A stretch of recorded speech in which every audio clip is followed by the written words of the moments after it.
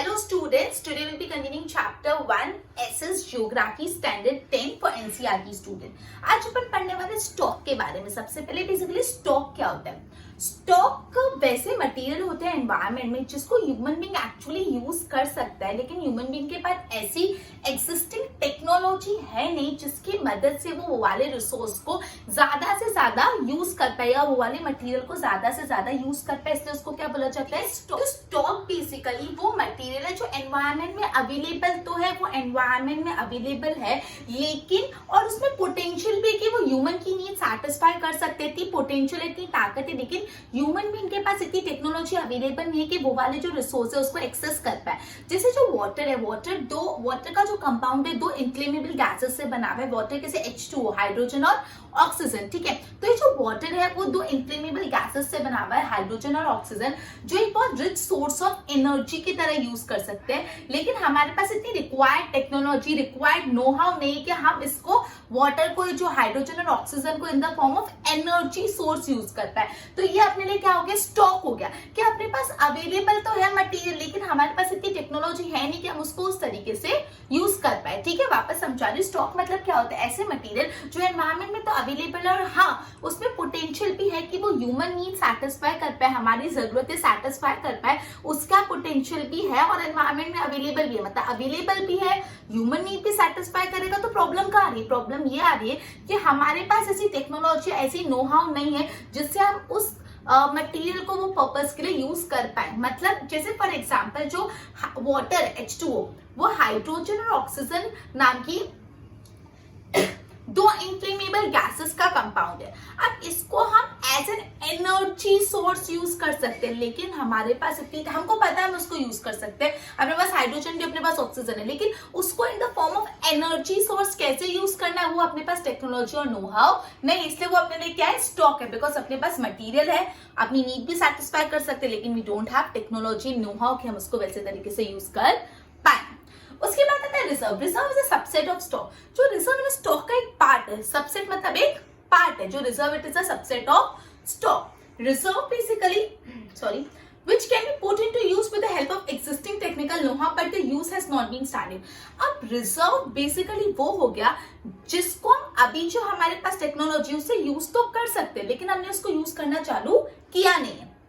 Reserve मतलब क्या हुआ, वो स्टॉक का एक सबसेट है, मतलब उसका पार्ट है। मतलब रिजर्व मतलब वो मटेरियल जिसको हम अपनी एग्जिस्टिंग टेक्नोलॉजी से यूज तो कर सकते हैं, लेकिन हमने यूज करना स्टार्ट किया नहीं है। जैसे फॉर एग्जांपल जो पानी होता है रिवर में, हम उसको in the form of hydro electricity use कर सकते हैं, लेकिन कुछ कुछ एरिया में उसको हाइड्रो इलेक्ट्रिसिटी की तरह यूज नहीं करे। तो ये जो रिवर में वाटर है, जो डैम्स में वाटर है, जो कैनल्स में वाटर है, वो रिजर्व है, बिकॉज हम इसको फ्यूचर में कभी ना कभी हाइड्रो इलेक्ट्रिसिटी के फॉर्म में यूज कर सकते हैं। तो basically reserve it is a subset of stock. Reserve वो मटेरियल होता है जिसको हम एक्जिस्टिंग टेक्नोलॉजी यूज करके डेवलप कर सकते हैं, यूज कर सकते हैं, लेकिन हम उसको करंटली यूज कर रहे नहीं है। जैसे जो रिवर में पानी है, अपन के पास ऐसी टेक्नोलॉजी है कि रिवर के पानी को या डैम में जो पानी है उसको in the form of hydro electricity, hydro electricity आप सबको अभी तक पता होना चाहिए। हाइड्रो इलेक्ट्रिसिटी मतलब जो पानी की मदद से इलेक्ट्रिसिटी जनरेट होती है, पानी की जो स्पीड होती है, उसकी जो पोटेंशियल काइनेटिक एनर्जी होती है, उससे जो वो इलेक्ट्रिसिटी जनरेट होती है, तो हम उसको जनरेट कर सकते हैं, हमारे पास टेक्नोलॉजी है, लेकिन हम कर नहीं रहे। तो ये जो रिवर में वाटर है, डैम्स में वाटर है, कैनल्स में वाटर है, वो अपने लिए क्या हो गया, रिजर्व। वापस समझा रही स्टॉक और रिजर्व। स्टॉक और रिजर्व क्या होता है, स्टॉक वो होता है जो मटेरियल एनवायरनमेंट में अवेलेबल है, उसके पास पोटेंशियल है to satisfy the human need, available भी है, पोटेंशियल भी है टू सैटिस्फाई ह्यूमन नीड, लेकिन प्रॉब्लम क्या है, हमारे पास टेक्नोलॉजी नहीं है उसको यूज करने की, ठीक है। रिजर्व क्या है, मटेरियल है, हमारे पास टेक्नोलॉजी भी है यूज करने की, लेकिन हम उसको यूज कर रहे नहीं है। क्लियर हुआ। अब अपन पढ़ने वाले डेवलपमेंट ऑफ रिसोर्स के बारे में। रिसोर्स बहुत ही इंपॉर्टेंट है एक ह्यूमन की क्वालिटी ऑफ लाइफ सस्टेन करने के लिए। अगर एक ह्यूमन बीइंग की क्वालिटी ऑफ लाइफ मेंटेन करनी है, सस्टेन करनी, तो उनके लिए रिसोर्सेज बहुत ही महत्वपूर्ण है, बहुत ही इंपॉर्टेंस रखते हैं।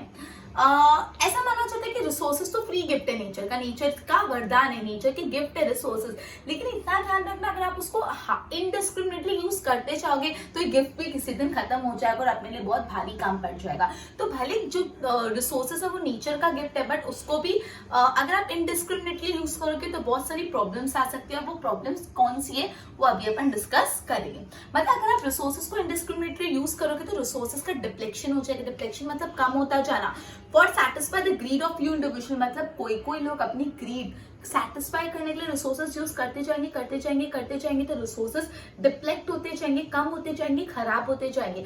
मतलब से फॉर एग्जांपल अपन बोल रहे जो फॉरेस्ट एरिया है, जो हमारा रिसोर्स है फॉरेस्ट, लोग फॉरेस्ट कट करके वहां पे रेसिडेंशियल एरिया बनाते जा रहे हैं, मतलब फॉरेस्ट एरिया पूरा क्लियर हो रहा है और रेसिडेंट बनते जा रहे हैं। मतलब ये जो कुछ लोग हैं अपनी ग्रीड, अपनी लालच के कारण पूरा फॉरेस्ट एरिया क्लियर करे, पूरा अपना रिसोर्स क्लियर कर दे रहे हैं। ठीक है, जो वाटर है, वाटर भी एक रिसोर्स है। लोग इंडस्ट्री सेटअप करके वहां का पानी यूज करके रिवर का पानी गंदा करते जा रहे।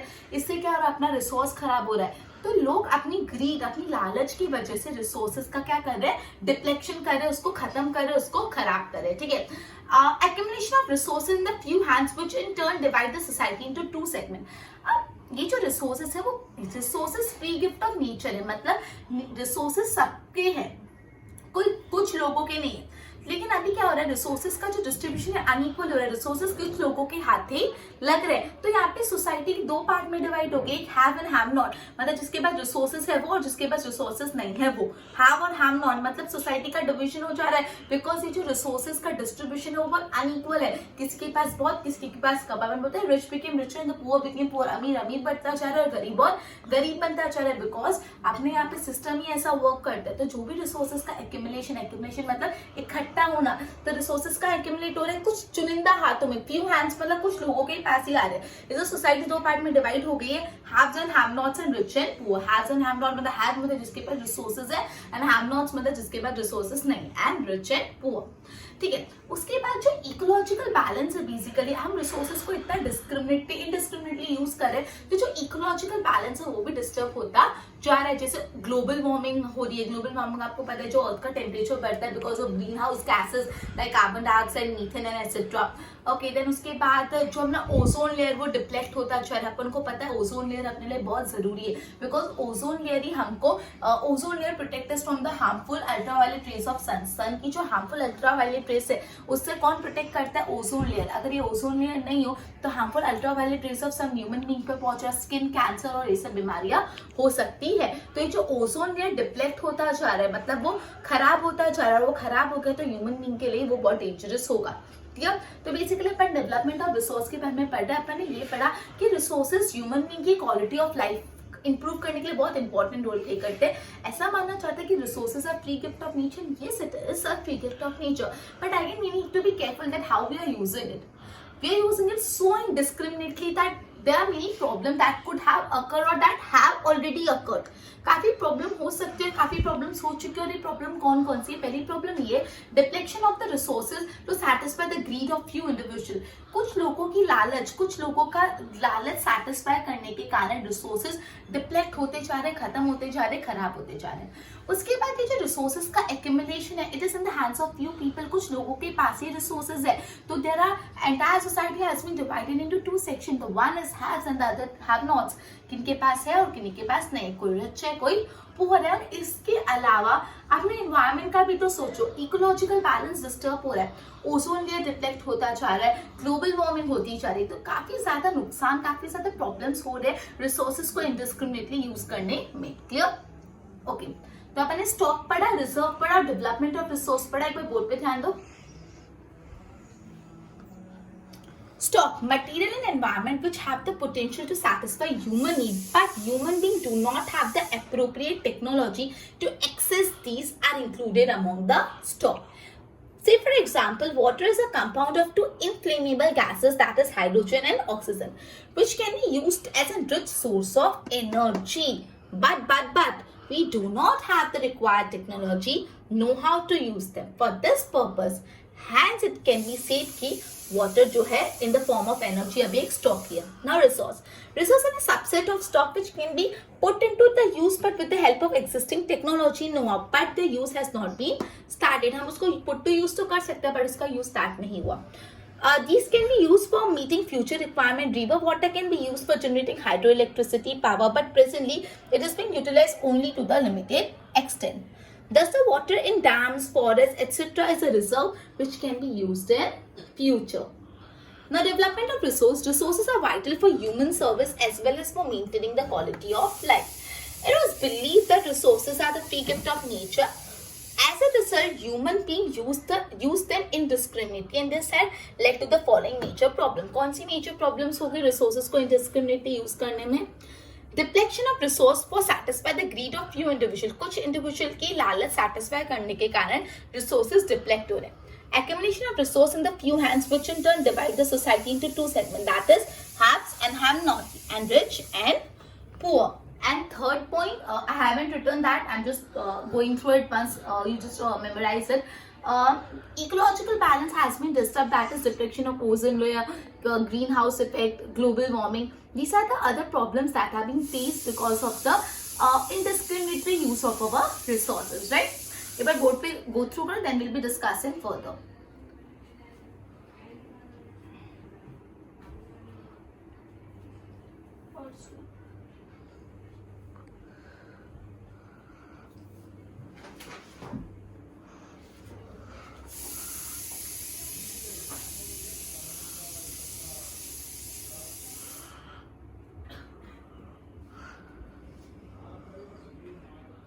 बोला है कि जो रिसोर्सेज है जिसके इंडिस्क्रिमिनेटरी यूज से इतनी सारी प्रॉब्लम्स हो रही है, तो अब अपन को इस बारे में कुछ सोचना तो पड़ेगा ना. तो यस, अपन को जो रिसोर्सेज है उसका इक्विटेबल डिस्ट्रीब्यूशन करना पड़ेगा. इक्विटेबल डिस्ट्रीब्यूशन मतलब इक्वल डिस्ट्रीब्यूशन करना पड़ेगा कि हर इंसान को रिसोर्स का बेनिफिट मिले. ठीक है, तो इक्विटेबल डिस्ट्रीब्यूशन ऑफ रिसोर्स बहुत ही जरूरी हो गया for sustaining quality of life in global piece. अगर आपको ग्लोबल पीस मेंटेन करना है, ग्लोबल मतलब पूरा वर्ल्ड वाइड शांति मेंटेन रखनी है, पीस मेंटेन रखना है और सस्टेनेबल क्वालिटी ऑफ लाइफ अगर जीनी है, तो आपको रिसोर्सेज का इक्विटेबल डिस्ट्रीब्यूशन करना बहुत जरूरी होगा. और इक्विटेबल डिस्ट्रीब्यूशन मैंने आपको बता दिया कि ऐसे रिसोर्स बांटो कि सबको इक्वली रिसोर्सेज मिले, ना ऐसा कि rich became richer and the poor became poor. Okay, जिस हिसाब से हम अभी रिसोर्सेज को यूज करें, अगर हमने ये चीज कंटिन्यू की, जिस हिसाब से हम अपनी ग्रीड के लिए रिसोर्सेज को इनडिस्क्रिमिनेटली यूज करते जा रहे हैं, हम सोच भी नहीं रहे कि इसका क्या कॉन्सिक्वेंसेस होंगे. अगर यही ट्रेंड चलता रहा ना, तो ये मान लो कि अपना वर्ल्ड एक बहुत डेंजर में आ जाएगा, अपना वर्ल्ड बहुत खतरे में आ जाएगा, अपना प्लैनेट बहुत खतरे में आ जाएगा. ठीक है, इसलिए रिसोर्स प्लानिंग, जो आपके रिसोर्सेज उसको अच्छे से प्लान में यूज करना बहुत ही ज्यादा इंपॉर्टेंट हो गया है. ठीक है, रिसोर्स प्लानिंग बहुत जरूरी है for sustainable existence of all form of the life. जितने भी forms of the life, all forms of life मतलब it could be plants, it could be animals, it could be human being, it could be aquatic plants, it could be aquatic animals. जितने भी forms of life है उनकी sustainable development के लिए, sustainable existence के लिए बहुत ही इंपॉर्टेंट हो गया है कि आप रिसोर्स प्लानिंग करो. ओके, तो अपन ने ये पढ़ा बेसिकली कि रिसोर्सेस हम मानते हैं कि नेचर की गिफ्ट है, हम रिसोर्सेस को एकदम इनडिस्क्रिमिनेटरी यूज करते जा रहे हैं. जी, रिसोर्सेस को इनडिस्क्रिमिनेटरी यूज करने से क्या हो रहा है, बहुत सारी प्रॉब्लम्स हो रही है. 3 प्रॉब्लम अपन ने ऑलरेडी डिस्कस की. तो अब अपन को क्या करना है, अब अपन को रिसोर्सेस का इक्विटेबल डिस्ट्रीब्यूशन करना है. रिसोर्सेस का कैसे डिस्ट्रीब्यूशन करना है, इक्विटेबल डिस्ट्रीब्यूशन, ताकि सबके हिस्से में रिसोर्सेस आए. जिस स्पीड पे हम अभी रिसोर्सेज को डिप्लॉय करें, जिस ट्रेंड में हम अभी रिसोर्सेज को डिप्लॉय करें, अगर यही चलता रहा तो ये ध्यान रखना कि तो अपना रिसोर्स, अपना प्लानिंग बहुत ज्यादा खतरे में आ जाएगा. तो क्या जरूरी है, अब जरूरी है कि आप रिसोर्सेज को अच्छे से प्लानिंग में यूज करो. तो ये resource planning is become very much inevitable for us. ठीक है, हमको रिसोर्सेज को प्लान तरीके से यूज करना बहुत जरूरी है. अगर अपन को सस्टेनेबल एक्सिस्टेंस चाहिए of all the life form, सारे लाइफ फॉर्म का अगर सस्टेनेबल एक्सिस्टेंस चाहिए तो हमको रिसोर्स को प्लान करना पड़ेगा. अब 3 पॉइंट्स है जो आपकी टेक्स्ट बुक में मैंने लिखे नहीं, मैं आपको डायरेक्टली एक्सप्लेन करी, go through from your text book. Sustainable development basically क्या होता है? सस्टेनेबल डेवलपमेंट वो होता है, आपने ना बचपन से ही पढ़ा होगा, आपको पता है सस्टेनेबल डेवलपमेंट क्या होता है. थोड़ा दिमाग पे जोर दो, क्या होता है सस्टेनेबल डेवलपमेंट?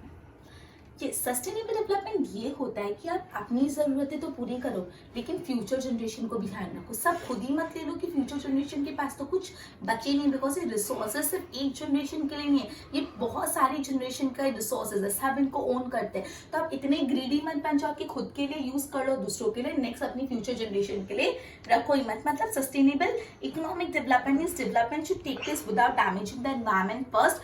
मतलब सस्टेनेबल इकोनॉमिक डेवलपमेंट ये बोलते हैं कि डेवलपमेंट तो करो लेकिन एनवायरमेंट को डैमेज मत करो। दूसरी बात ये बोलता है सस्टेनेबल डेवलपमेंट दो कंसेप्ट पे फोकस करता है। पहला कंसेप्ट है ये सब डेवलपमेंट तो करो but not damaging the environment. Development करो लेकिन उसमें एनवायरमेंट का डैमेज नहीं होना चाहिए। और दूसरा पॉइंट ये है कि डेवलपमेंट आप प्रेजेंट जनरेशन का करो लेकिन उसके लिए फ्यूचर जनरेशन की नीड्स कॉम्प्रोमाइज नहीं होनी चाहिए। मतलब खुद के साथ साथ फ्यूचर जनरेशन का भी सोचो और एनवायरमेंट का भी सोचो। अब अपन पढ़ने वाले हैं रियो दे जेनेरियो के अर्थ समिट जो हुआ था 1992 में। अब जून 1992 ईयर में बेसिकली 100 स्टेट्स के जो हेड्स थे वो रियो दे जेनेरियो ब्राजील में मिले और वो लोग एनवायरमेंट की प्रॉब्लम डिस्कस करने के लिए मिले। पूरे वर्ल्ड में जो एनवायरमेंट इश्यूज चल रहे थे वो डिस्कस करने को मिले। ओके, तो ये बेसिकली जो समिट था वो convince for addressing urgent problem. और इस टाइम पे जो भी लीडर्स है उन्होंने एक डिक्लेरेशन साइन किया था और global climate change and biological diversity, एक डिक्लेरेशन साइन किया था कि हाँ हर स्टेट फोकस करेगा अपने एनवायरमेंट को डेवलप करने में। इसमें एजेंडा 21 अपनाने की बात की थी। एजेंडा 21 तो पहले इसमें ये याद रखना कि जो अर्थ समिट कब हुई थी, इंटरनेशनल अर्थ समिट या इसको मूल था इंटरनेशनल अर्थ समिट कब और कहाँ हुई थी। तो इंटरनेशनल अर्थ समिट हुई थी जून 1992 में हुई थी और ये रियो दे जेनेरियो ब्राजील में हुई थी। और कितने स्टेट्स के हेड्स इन्होंने कितने स्टेट्स के हेड ने ये अटेंड की थी? 100 स्टेट्स के हेड ने ये मोर देन 100 स्टेट्स के हेड ने। और यहाँ पे न्यूजीलैंड जो एजेंडा 21 साइन हुआ था। एजेंडा 21 क्या होता है? तो ये एजेंडा 21 एक डिक्लेरेशन है जो साइन किया था वर्ल्ड लीडर्स ने at the United Nation conference on environment and development, UNCED, United Nation conference for environment and development, UNCED, United Nations conference for environment and development. यहाँ पे एक डिक्लेरेशन साइन हुआ था और ये डिक्लेरेशन को एजेंडा 21 बोला जाता है। और बेसिकली डिक्लेरेशन में ये एजेंडा था कि हम लोग को किस किस चीजों से लड़ना है, किस किस चीजों से कॉम्बैट करना है। कॉम्बैट मतलब लड़ना है, तो हमको लड़ना है एनवायरमेंट डैमेज से, मतलब एनवायरमेंट को वापस रिकवर करना है। पोवर्टी से लड़ना है, जो गरीबी है उससे लड़ना है। डिजीज थ्रू ग्लोबल कोऑपरेशन और कॉमन इंटरेस्ट, जो अलग अलग बीमारियां हो रही है उनसे लड़ना है। Mutual needs and share responsibility, जो म्यूचुअल नीड्स है और जो हमारी रिस्पॉन्सिबिलिटी शेयर करनी है। ये जो एजेंडा 21 है उसका एक मेजर ऑब्जेक्टिव ये था कि हर लोकल गवर्नमेंट को अपने एजेंडा 21 पे फोकस करना है। तो बेसिकली अभी अपन ने 3 पॉइंट पढ़े। अपन ने सस्टेनेबल डेवलपमेंट के बारे में पढ़ा। अपन ये पढ़ा सस्टेनेबल डेवलपमेंट 2 चीज पे फोकस करते हैं। पहली चीज ये कि डेवलपमेंट तो करना है but not damaging the environment. Environment को डैमेज करके डेवलपमेंट नहीं करना है। The second one is that you need to develop resources for the present generation but you can't compromise the need of future generation। फिर अपन ने पढ़ा एक international environment summit हुई थी, इंटरनेशनल अर्थ समिट बोलते हैं, वो हुई थी जून में हुई थी, 1992 में हुई थी। इस इंटरनेशनल अर्थ समिट में अराउंड मोर देन 100 स्टेट्स मिले थे और यहाँ पे एनवायरमेंट रिलेटेड इश्यूज डिस्कस हुए थे। और बेसिकली यहाँ पे एजेंडा 21 साइन हुआ था। एजेंडा 21 एक डिक्लेरेशन है जो अलग अलग स्टेट ने साइन किया था United Nation conference for environment and development. ये बेसिकली एजेंडा फोकस करता है पॉवर्टी से लड़ना है, डिजीजेस से लड़ना है, ग्लोबल वार्मिंग से लड़ना है, एनवायरमेंट इशू से लड़ना है। और बेसिकली एजेंडा 21 बोलता है कि हर स्टेट को लोकल लेवल पे ये सारी चीजें फॉलो करनी पड़ेगी। क्लियर? तो बेसिकली अपन ने ये पढ़ा कि जो रिसोर्सेज है उसका इक्विटेबल डिस्ट्रीब्यूशन करना बहुत जरूरी है। जिस पीस से हम अभी रिसोर्सेज यूज करें वो यूज करें तो अपना अर्थ, अपना प्लानिट बहुत ही खतरे में है, तो रिसोर्स प्लानिंग करना जरूरी है। फिर अपन ने सस्टेनेबल डेवलपमेंट क्या होता है, फिर इंटरनेशनल अर्थ समिट के बारे में पढ़ा और उसके बाद एजेंडा 21 के बारे में पढ़ा। अब अपन जाते हैं रिसोर्स प्लानिंग। एक्चुअली रिसोर्स को how we plan our resources, right? तो planning is a widely accepted strategy for judicious use of resources. It is important in a country like India. India इतनी बड़ी कंट्री है, India में बहुत सारे resources है और ये रिसोर्सेज का डिस्ट्रीब्यूशन भी बहुत अनइक्वल है। कहीं बहुत ज्यादा रिसोर्स, कहीं बहुत कम रिसोर्स। कोई एक एरिया में एक रिसोर्स बहुत ज्यादा है तो उसमें दूसरा रिसोर्स नहीं। तो अपनी कंट्री इतनी बड़ी है, इतने अलग अलग तरीके से रिसोर्स डिस्ट्रीब्यूटेड है, तो हम लोग को प्लानिंग करना बहुत ही ज्यादा एसेंशियल हो जाता है। ठीक है, ओके। कुछ ऐसे रीजन है जो सेल्फ सफिशिएंट है, देयर सम रीजन जहाँ पे एक्यूट शॉर्टेज है। ओके, कुछ ऐसे रीजन है जहाँ पे इतने सारे रिसोर्सेस है कि वो एकदम सेल्फ सफिशिएंट है। सेल्फ सफिशिएंट मतलब उनको दूसरों की जरूरत ही नहीं पड़ती, वो खुद ही पूरा कर लेते हैं, वेरी मच सेल्फ सफिशिएंट। और कुछ ऐसे रीजन है जहाँ पे एकदम एक्यूट शॉर्टेज है। एक्यूट मतलब बहुत ज्यादा कमी, वहां पे प्रॉपर रिसोर्सेज अवेलेबल है ही। जैसे यहाँ पे बोला है for example states of Jharkhand, Chhattisgarh और मध्य प्रदेश, उनके यहाँ पे मिनरल डिपॉजिट बहुत अच्छा है, कोल डिपॉजिट बहुत अच्छा है, ठीक है। अरुणाचल प्रदेश में वाटर रिसोर्सेज बहुत अबंडेंस है, लेकिन वहां पे फिर इंफ्रास्ट्रक्चर अच्छा नहीं है, ठीक है। राजस्थान जो है वहां पे बहुत ज्यादा सोलर एनर्जी और विंड एनर्जी, लेकिन वहां पे वाटर रिसोर्सेज की कमी है। जो लद्दाख का कोल्ड डेजर्ट है वो आइसोलेटेड, एकदम दुनिया से अलग है, थोड़ा आइसोलेटेड मतलब अलग थलग है from the rest of the country, लेकिन वहां का कल्चरल हेरिटेज बहुत अच्छा है, लेकिन अगेन वहां पे वाटर की कमी है, इंफ्रास्ट्रक्चर की कमी, कुछ कुछ मिनरल्स की कमी है। तो इसलिए हम लोग को ये जो रिसोर्सेज का प्लानिंग करना बहुत ही जरूरी है, नेशनल लेवल पे, स्टेट लेवल पे, रीजनल लेवल पे और लोकल लेवल पे।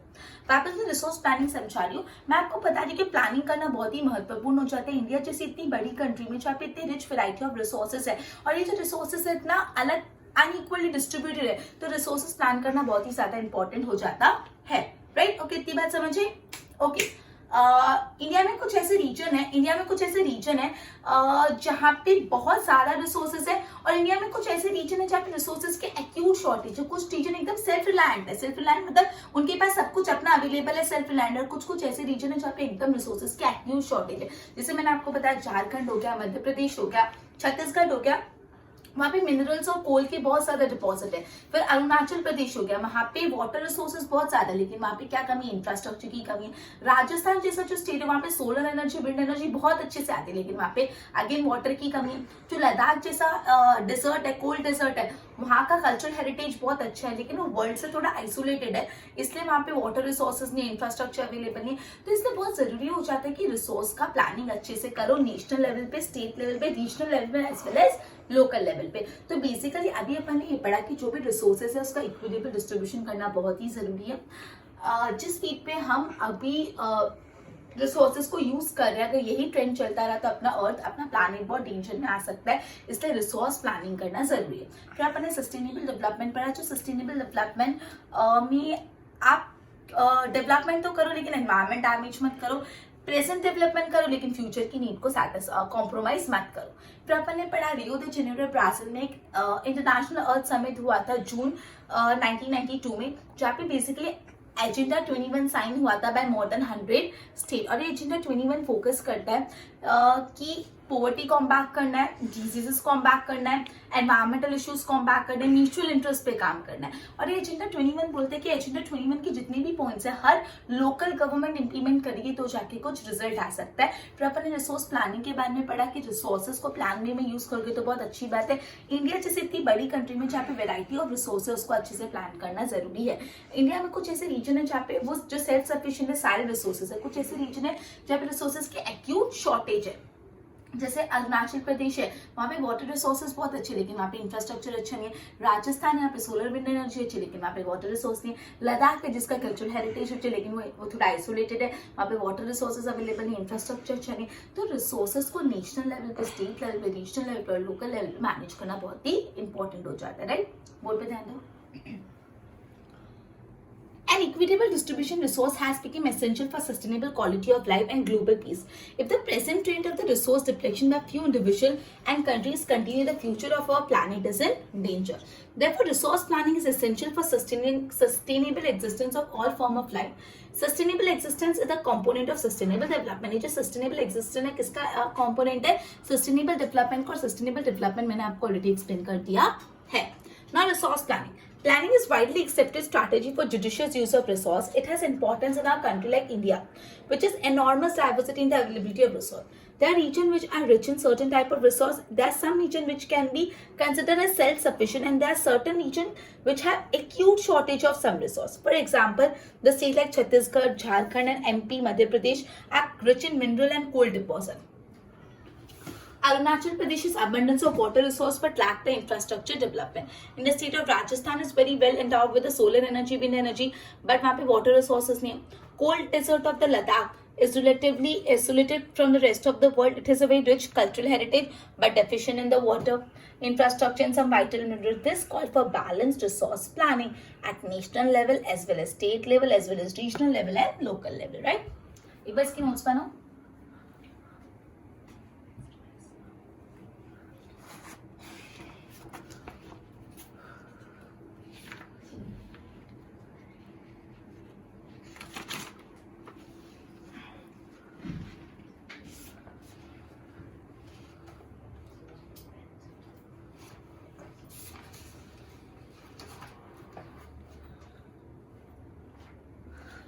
ओके, तो अपन ने जितना भी पढ़ा उसको सम अप कर लेते हैं। बेसिकली अपन ने स्टॉक के बारे में पढ़ा। स्टॉक क्या होता है?